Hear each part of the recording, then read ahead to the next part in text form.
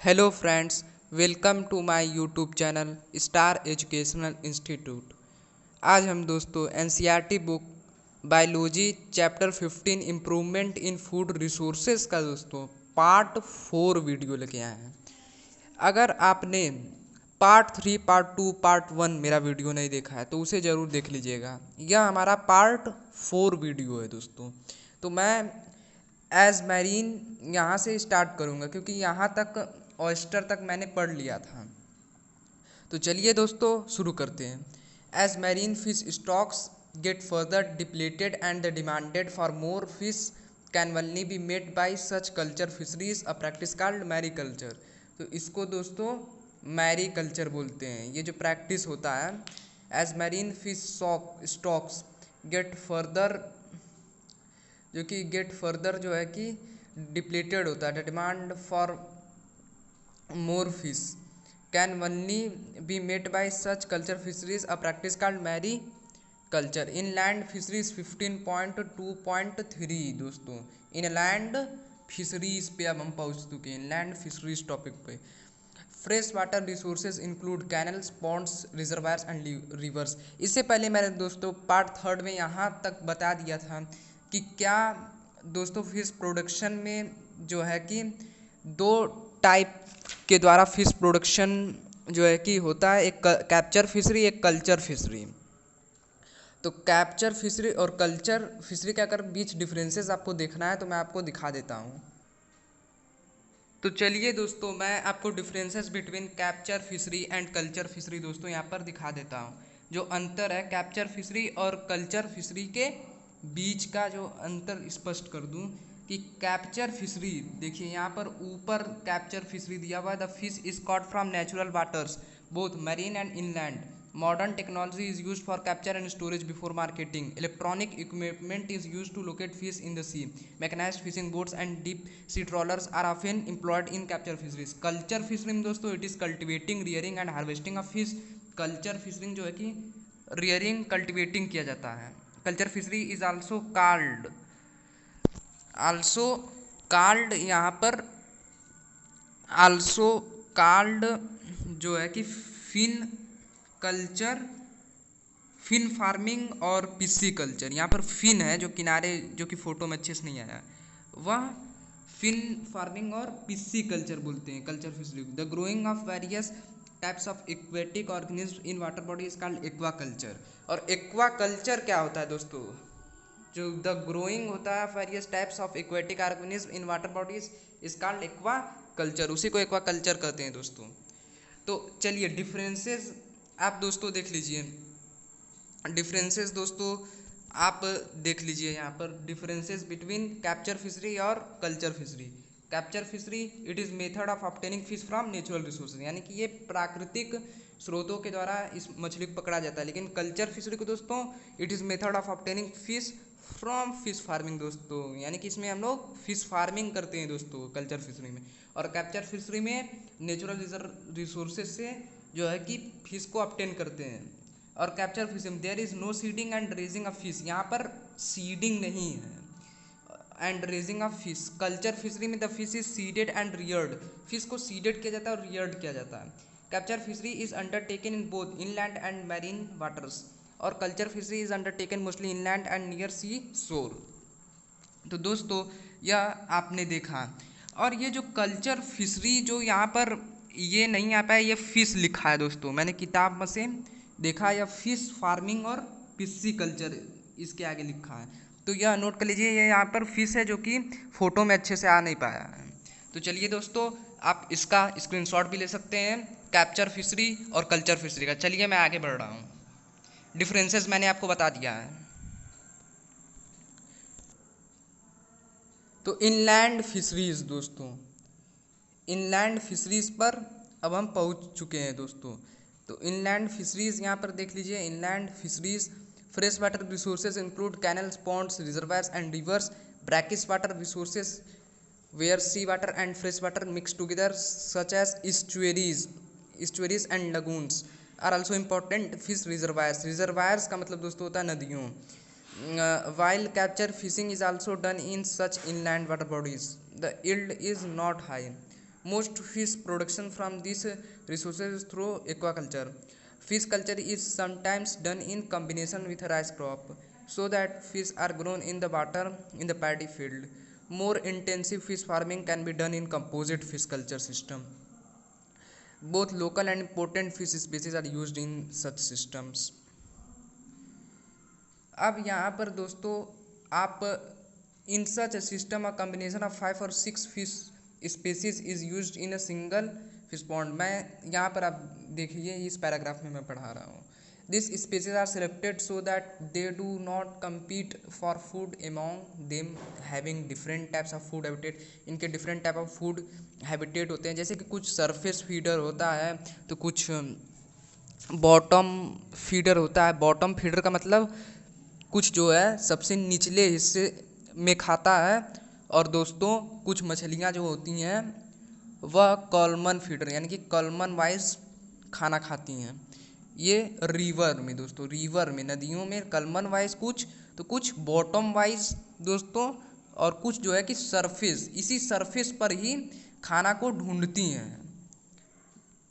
ठीक है दोस्तों, तो सरफेस फीडर जो होता है वो फाइटोप्लैंक्टन उलंक्टन ये सब खाता है।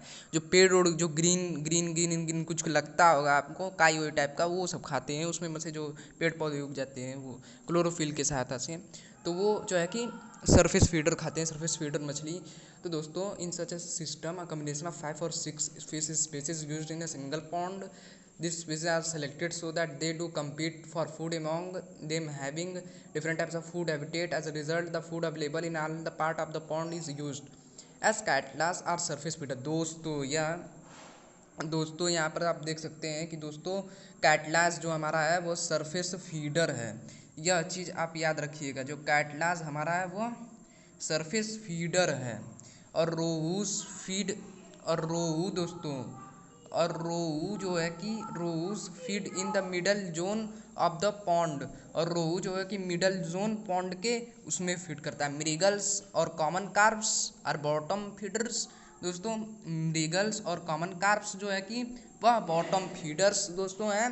And grass carps feed on the weeds together. This species can use all the food in the pond without competing with each other. This increases the fish yield from the pond. तो दोस्तों यह figure आप देख लीजिए, NCERT में कितना बढ़िया से यह फिगर दिया हुआ है।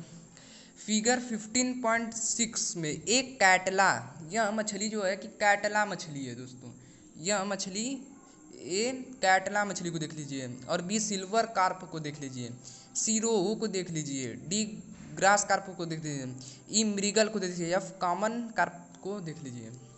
तो one problem with such composite fish culture is that many of these fish breed only during monsoon.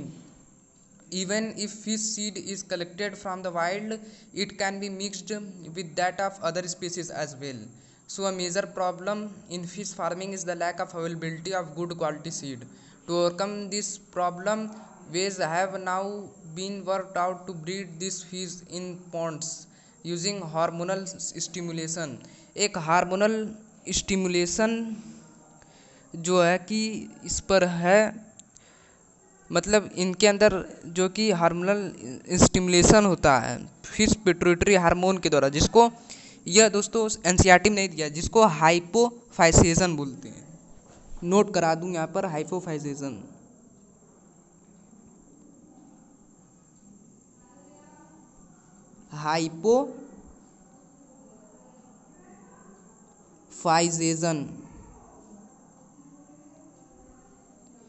जेजन, yes ATION, जेजन, यही होता है।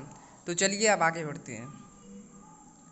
How are fish obtained? तो फिश तो पता है ये कहाँ से ऑब्टेन्ड होता है, हमारे रिवर्स से और पॉन्ड्स को बना करके। ये what are the advantage of composite fish culture? तो दोस्तों मैं आपको बता दूं कि कंपोजिट फिश कल्चर का जो एडवांटेज है वह यह है कि ये जो मछलियाँ फिश कंपोजिट कल्चर से जो मिलते हैं, इसके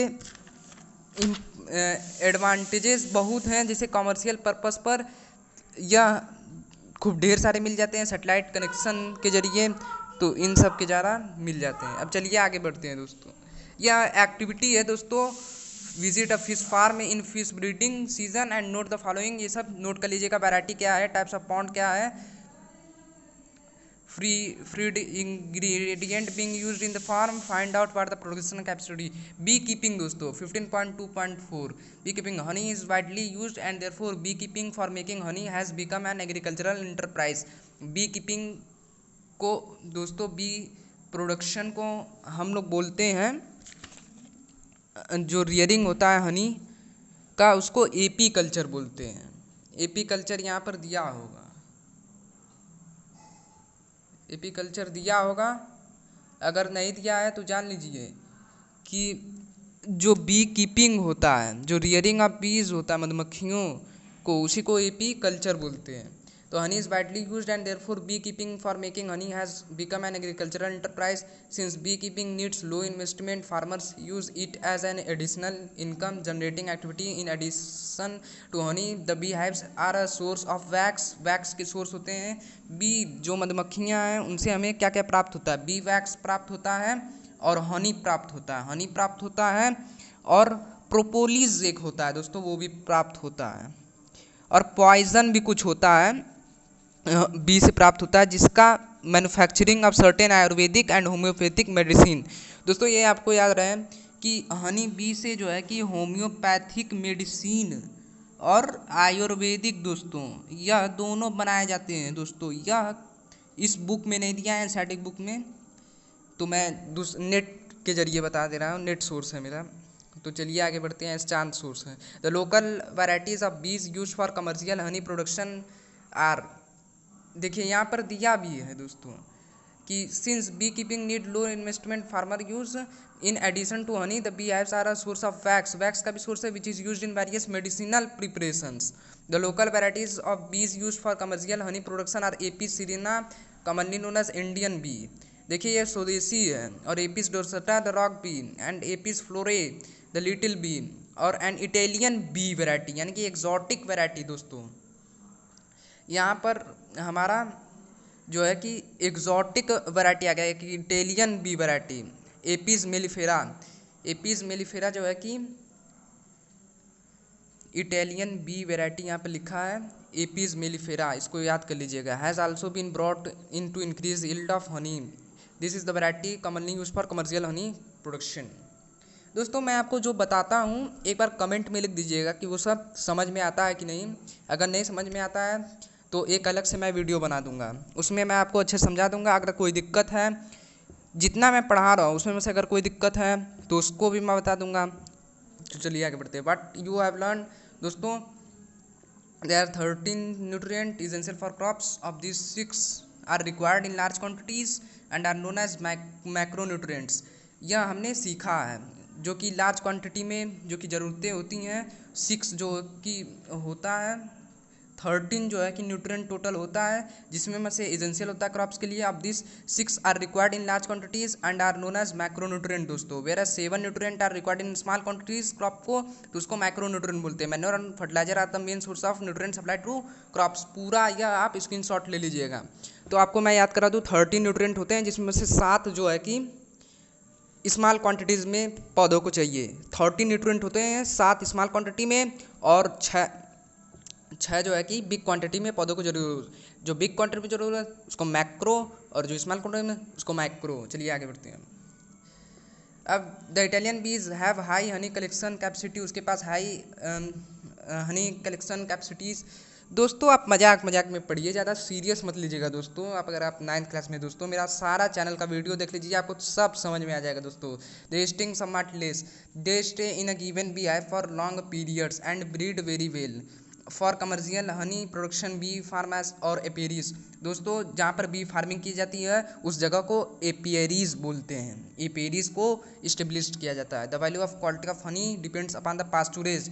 दोस्तों यह बहुत बढ़िया चीज़ यहाँ पर दिया है दोस्तों। मैं आपको यह इम्पोर्टेंट चीज़ बताने जा रहा हूँ कि जो वैल्यू और क्वालिटी रहता है ऑफ हनी का डिपेंड्स रहता है अपॉन पास्चुरेज। यह जो वर्ड देख रहे होंगे यहाँ पर, ये पास्चुरेज बहुत इंपॉर्टेंट है। और the flowers available to the bees for nectar and pollen collection in addition to adequate का मतलब होता है पर्याप्त quantity of pasturage. The kinds of flowers available will determine the taste of the honey, वही taste of the honey को determine. Questions, what are the desirable characters of bee varieties suitable for honey production. तो desirable characters of bee variety suitable for honey production के लिए जो B variety हैं, B variety का मैं नाम बता दे रहा हूँ। एपिस मेलिफेरा, एपिस एदामसोनी, ये एक्जॉटिक वैराइटीज़ हैं। Indigenous varieties, Apis cerana indica, Apis dorsata, Apis florea. Apis florea को लिटिल बी, एपिस डोरसटा को रॉक बी और एपिस सेरेना इंडिका को इंडियन बी। यह आप लिख लीजिएगा कि डिजायरेबल कैरेक्टर्स हैं ये सब, जो है कि लक्षण है बी वैराइटीज़ के जो कि सुटेबल है हनी प्रोडक्शन के लिए। What is pasturage and how it is related to honey production. तो पास्चुरेज का मतलब दोस्तों मैंने यहाँ पर आपको बता दिया, जो क्वालिटी होता है हनी का डिपेंड रहता है पास्चुरेज पर। And how is it related to honey production, तो हनी प्रोडक्शन से वह इसलिए रिलेटेड है कि क्योंकि उसी से पता चलेगा कि हनी कितना स्वादिष्ट है और मीठा कितना है। चलिए आगे बढ़ते हैं। वाट यू हैव लर्न, तो ये आपको मैंने बता दिया। अब दोस्तों यह समरी दिया है, इसको भी आप पढ़ लीजिएगा, रीड कर लीजिएगा। तो चलिए दोस्तों, मेरा यह वीडियो पार्ट फोर वीडियो यहीं पर कंप्लीट होता है। थैंक्स। अगर आपको यह वीडियो पसंद आया तो आप सब्सक्राइब करें, लाइक करें और शेयर करना ना भूलें।